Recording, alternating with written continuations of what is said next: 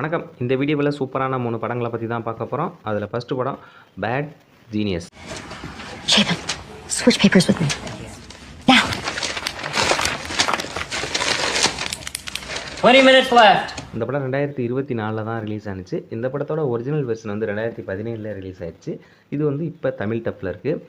இந்த படத்துக்கு IMDb rating வந்துட்டு 6.3 கொடுத்துருக்காங்க அவுட் ஆஃப் 10க்கு.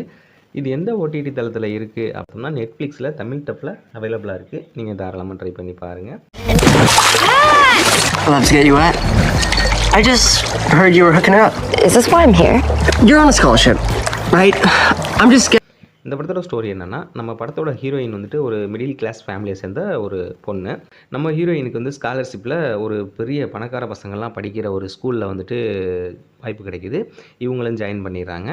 அதுக்கப்புறம் அங்கே நடக்கிற ஒரு எக்ஸாமில் வந்துட்டு நம்ம ஹீரோயின் வந்துட்டு பணக்கார பொண்ணுக்கு வந்து ஹெல்ப் பண்ணுறாங்க. என்ன அப்படின்னா, அவங்களுக்கு வந்துட்டு காப்பி அடிக்கிறதுக்கு வழி ஏற்படுத்தி கொடுத்து அவங்கள வந்து அந்த எக்ஸாம்லேருந்து கிளியர் பண்ணி விட்றாங்க. நம்ம ஹீரோயினிட்ட பணத்தை கொடுத்து அந்த எக்ஸாம்லாம் எங்களுக்கு வந்து சொல்லிக் கொடு அப்படின்னு சொல்லிட்டு கேட்குறாங்க. நம்ம ஹீரோயினும் அவங்கள்ட்ட பணத்தை வாங்கிட்டு அவங்களுக்கு காப்பி அடிக்கிறதுக்கு வழிகளை ஏற்படுத்தி கொடுக்குறாங்க. இது ஃபஸ்ட்டில். இதுக்கப்புறம் செகண்ட் ஹாஃபில் வந்துட்டு ஒரு மிகப்பெரிய ஒரு பிளான் பண்ணுறாங்க. அவங்க வந்து காப்பி அடித்தாங்களா இல்லையா, இல்லை மாட்டிட்டாங்களா அப்படிங்கிற மாதிரி தான் படம் மூவ் ஆகும். ரெண்டாவது படம் வார் மிஷின். இந்த படம் 2026 தான் ரிலீஸ் ஆனிச்சு. இதுக்கு IMDb ரேட்டிங் 6.4 கொடுத்துருக்காங்க அவுட் ஆஃப் 10க்கு.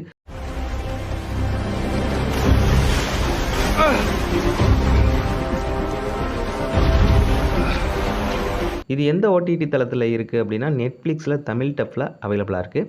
இந்த படத்தோட ஸ்டோரி என்ன அப்படின்னு பார்த்தோம்னா, நம்ம ஹீரோ வந்துட்டு ஒரு அமெரிக்கன் நேவியில் இருக்க ஒரு ஆள். இவங்க நம்ம ஹீரோவோட தம்பியும் அதில் தான் இருக்கார். இவங்க 2 பேருமே ஒரு வேலைக்காக ஆப்கானிஸ்தான் போயிருக்காங்க. அங்கே ஒரு தாலிபான் தாக்குதல்களில் வந்துட்டு இவரோட தம்பியை வந்து இறந்துடுறாப்புல. நம்ம ஹீரோ மட்டும்தான் அங்கேருந்து உயிர் பழைக்கிறாரு. வேறு எல்லாருமே அங்கேயே இறந்துடுறாங்க.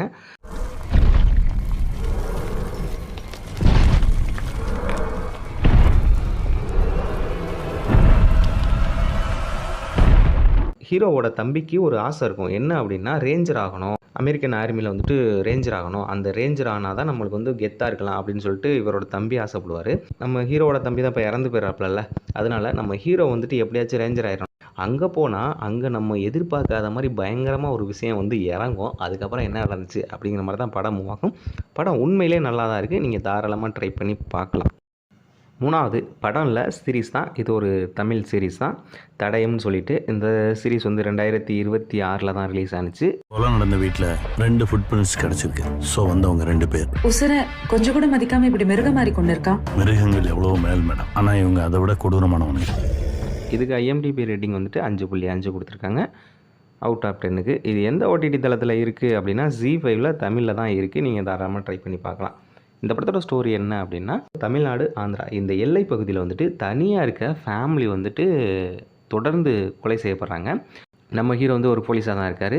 ஆந்திராவுக்கும் தமிழ்நாட்டுக்கும் இடையில் நடக்கிற தொடர் கொலைகளை வந்து விசாரிக்க போகிறாங்க. அதுக்கப்புறம் என்னாச்சு, கொலை பண்ணது யார், எதுக்காக பண்ணாங்க, அந்த காரணத்தை கண்டுபிடிச்சாங்களா இல்லையா, அவங்கள அரெஸ்ட் பண்ணாங்களா இல்லையா அப்படிங்கிற மாதிரி தான் சீரீஸ் மூவ் ஆகும்.